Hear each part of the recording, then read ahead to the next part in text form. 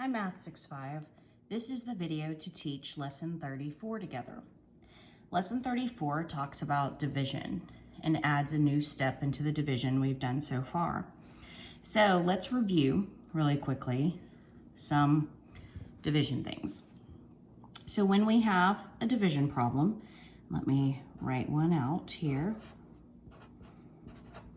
Okay, when we have a division problem, the 4 is called the divisor. Remember that illustration I gave of scissors? Scissors cut things. The 4 cuts the 12 into pieces. Scissor and divisor both end in the OR sound or SOR sound. So 4 is the divisor, 12 is the dividend, 3 is the quotient. Okay, now let's review the steps of multiplication. Steps of division. When we divide, when we do long division, we divide, and then we multiply, and then we subtract, and then we bring down, and then we start back at the top with division again. You have this and this information written on your reference sheet I gave you in class.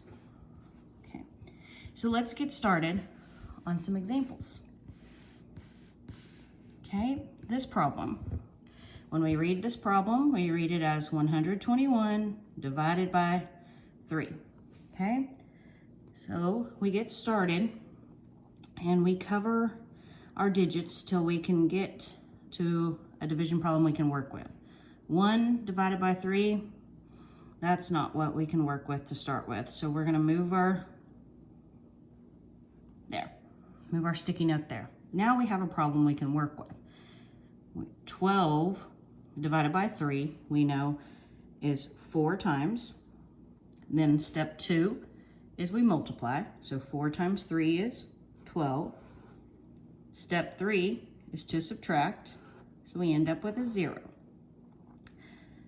Step 4 is bring down. We check, do I have a digit to bring down? In this case, I do. I have a 1. Now we go back to the top and we start with divide. Now, if we look at our problem here, we have 1 divided by 3. We know that that goes 0 times. That cannot go more than 0 times. So we write that 0 up top. This is our new step right here. We haven't had division like this quite yet, where we had to write the 0 in the quotient, okay? But it's really simple. Now we just go back to our process. So we have divided, so we're on step 2. We're gonna multiply. 0 times 3 is 0. Step 3 is to subtract. 1 minus 0 is 1. Step 4 is bring down, but you see we have nothing more to bring down. So we're gonna have a remainder of 1, okay? So the new step is right here, where 1 divided by 3 is 0. We haven't had zeros in the quotient yet this year. Okay, let's look at some more examples. Now we're dealing with money on this example. Okay. Again, I use my sticky note, and I'm going to cover digits so that I only have to work with what's easy to work with at the time.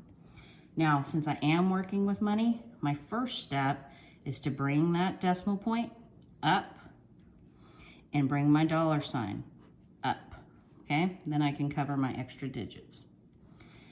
So I start with division. 6 divided by 2 is 3. Step 2 is to multiply. 3 times 2 is 6. Step 3 is to subtract, and I end up with 0. Now I can move my sticky note, maybe. There we go. And move it over and bring down. Step 4 is bring down. So that's my digit I'm bringing down. Bring down my 1. Now I start back at the top with divide. So I divide 1 divided by 2. That's 0 times. Let me move that out of the way so I can write 0 here in the quotient.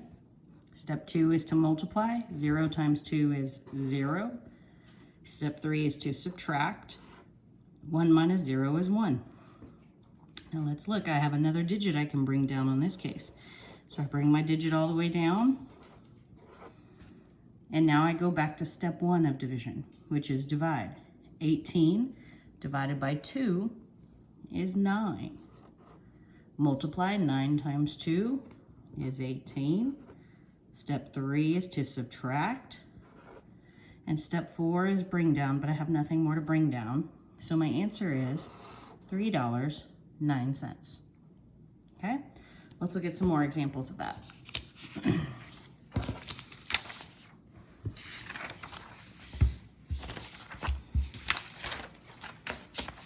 Okay, 4,818 divided by 8. There's a whole lot of digits here, so I'm going to use my sticky note to cover up and start with what I can do very easily. Again, step 1 is divide. 48 divided by 8 would be 6. Step 2 is multiply. 6 times 8 is 48. Step 3 is subtract, and I get 0. Step 4 is bring down. Bring down my 1. Okay, now I'm back at the top of my steps. I go back to divide. Let's see if I can pull that on screen also. Do it that way. There we go. So I'm back at divide. So we have 1 divided by 8, we know is 0 times. Multiply. 0 times 8 is 0. Step 3 is subtract. 1 minus 0 is 1. Step 4 is bring down. Bring down my 8. Okay, now I'm back at the top to divide. 18 divided by 8 is 2. Multiply. 2 times 8 is 16. Subtract, I end up with 2. Step 4, bring down. I have nothing to bring down, so I have a remainder of 2. Okay, so there's another example. Let's see. Now for our final example on this lesson, asks us to check the division answer. Is it correct? Okay, so we have a division problem that's been solved for us, and we've done this before on previous lessons. This one just takes it a little bit further. When we check a division problem, we take the quotient